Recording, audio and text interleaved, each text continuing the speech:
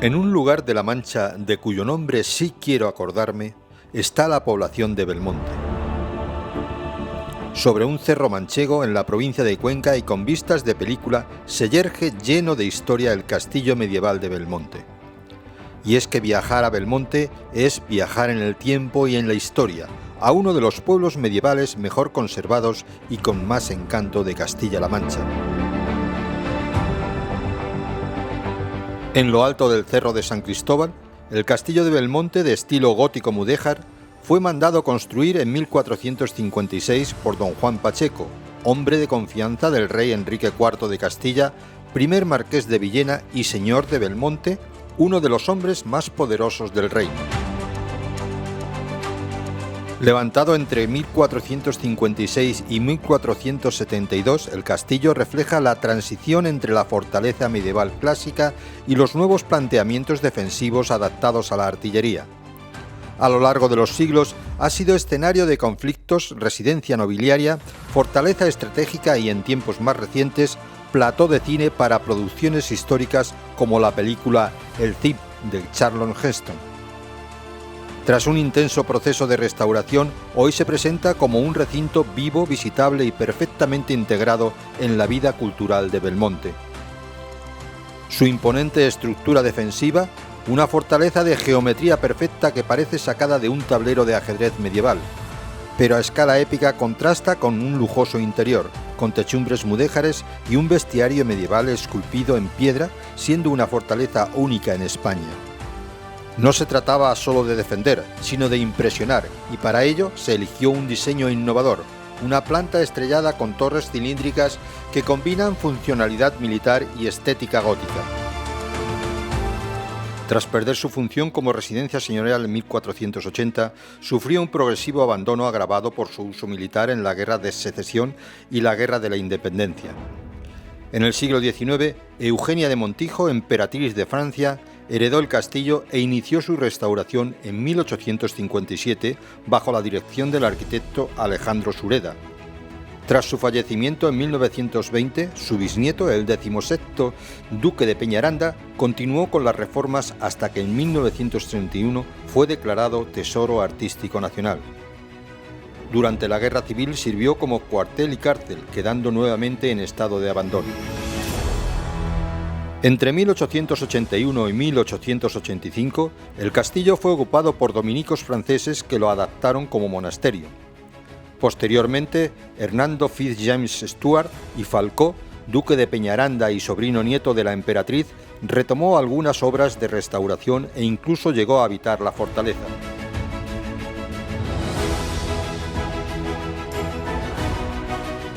Accedemos al patio de armas pentagonal del castillo por esta puerta.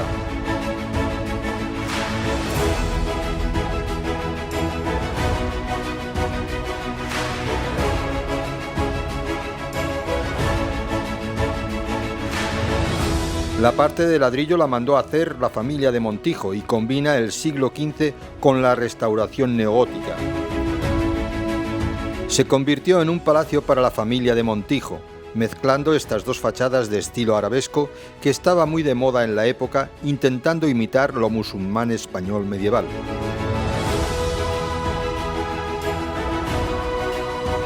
A través de sus estancias y murallas ofrece una experiencia única donde la historia cobra vida.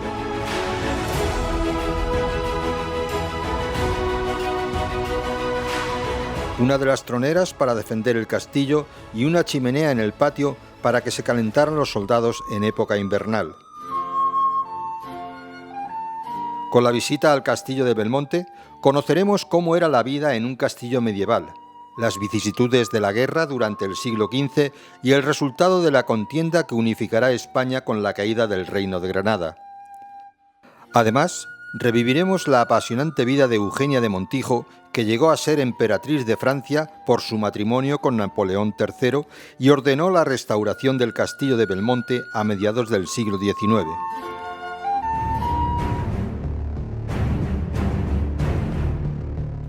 Las mazmorras, lugar donde se torturaban a todos los guerreros y soldados que capturaban.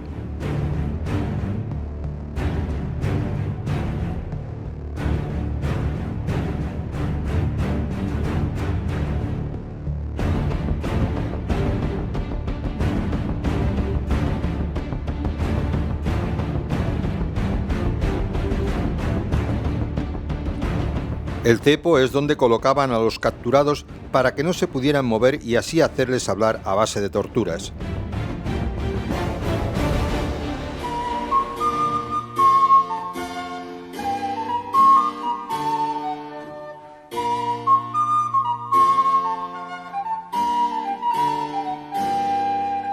Una armería con réplicas del siglo XV donde podemos ver las diferentes armaduras, armas de guerra, escudos y cascos que se utilizaban para las batallas.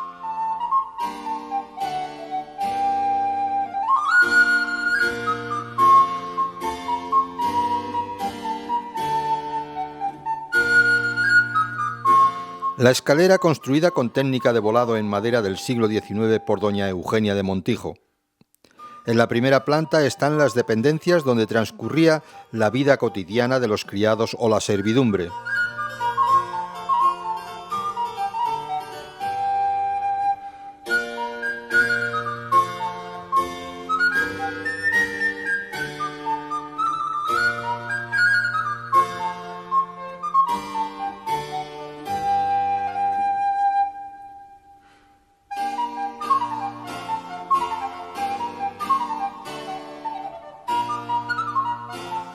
La alcoba con una cama con dosel, un reclinatorio y un arcón de madera con un artesonado en el techo.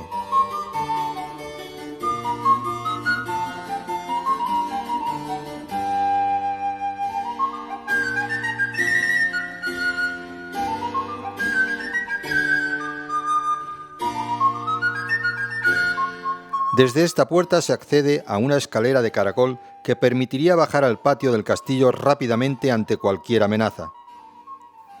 La estrada es donde la señora de la casa y sus damas de compañía pasaban las horas para coser o escuchar instrumentos musicales. La chimenea con un arco conopial y encima los escudos nobiliarios de la Orden de Santiago, los Pachecos y los Portocarreros. Su artesonado de madera en el techo con forma de espiga.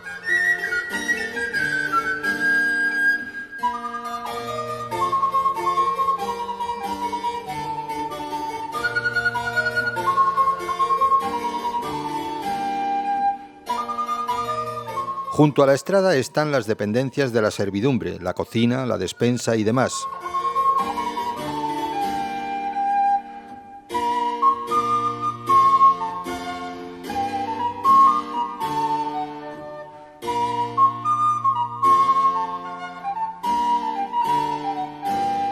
Si seguimos por este estrecho pasillo llegamos a una de las balconadas del patio de armas y al retrete de esta planta.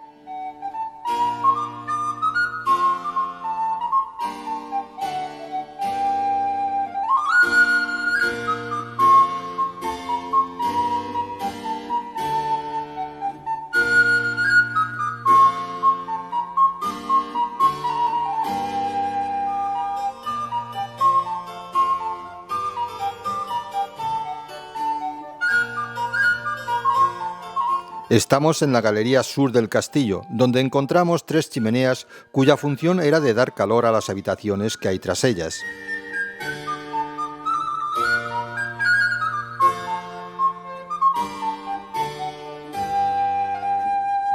Una puerta de estilo gótico avanzado flamígero destacando en su parte superior el escudo de los Pachecos y Portocarrero da paso al salón de gobierno. Este es uno de los espacios más importantes del castillo donde se tomaban decisiones importantes para el futuro de España y del Marqués de Villena.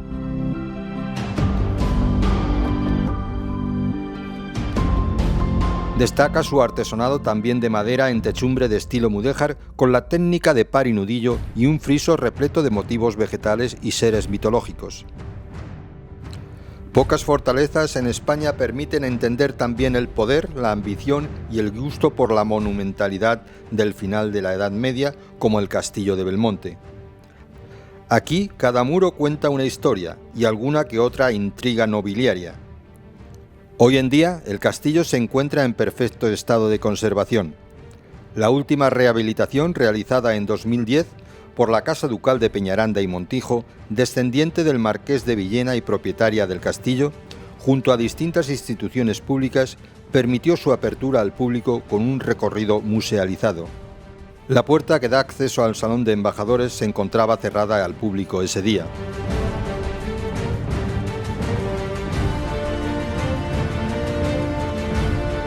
Accedemos a una pequeña estancia con candelabros y frescos con escenas del Quijote pintadas en sus muros.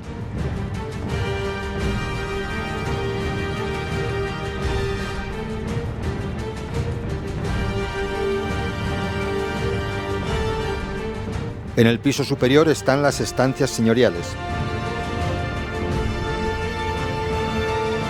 La galería de la planta de la Emperatriz, con un artesonado mudéjar a lo largo de toda su techumbre, muy bien elaborado por expertos musulmanes de la época, que añade un encanto al mobiliario del siglo XIX de esta galería.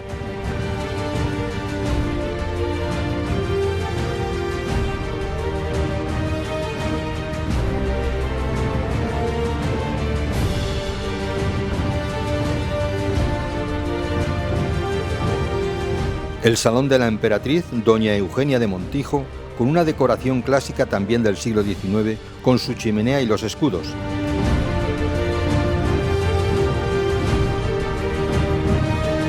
Eugenia no pasó mucho tiempo aquí, pero lo suficiente para restaurarlo tal y como lo vemos ahora.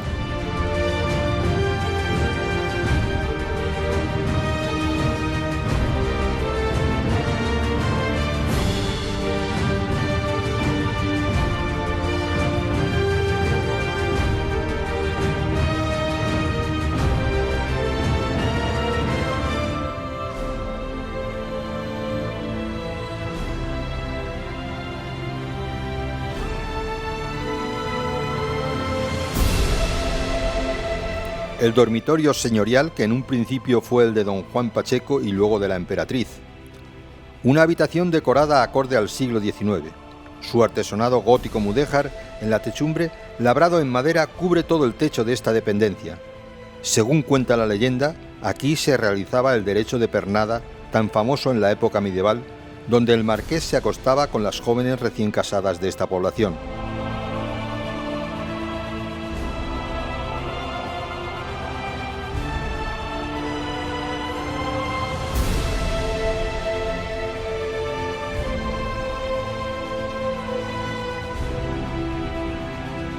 El gabinete de Eugenia de Montijo, con una chimenea también, librerías y una mesa de despacho.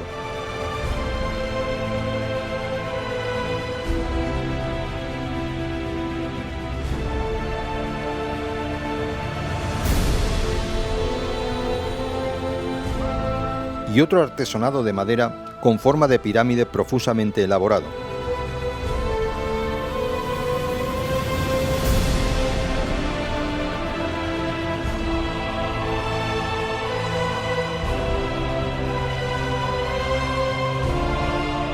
El vestidor de la Emperatriz, lugar donde sus doncellas la embellecían y bañaban en esta bañera pegada a la chimenea.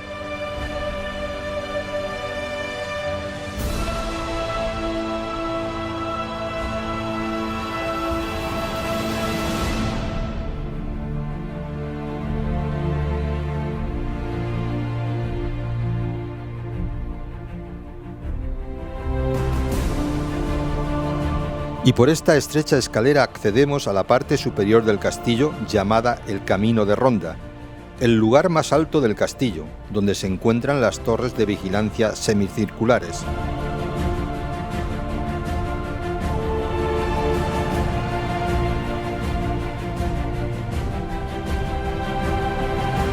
Desde aquí vemos el lugar donde se representan los torneos nacionales de combates medievales, Desafío Belmonte, una vez al año durante el mes de septiembre. Además, desde 2018 alberga el mayor parque histórico temático de máquinas de asedio a escala real, con más de 40 reproducciones repartidas en 4 ámbitos temáticos diferenciados: mundo cristiano, mundo musulmán, mundo oriental y renacimiento, y cuya cronología va desde el siglo V hasta el siglo XIV-XV.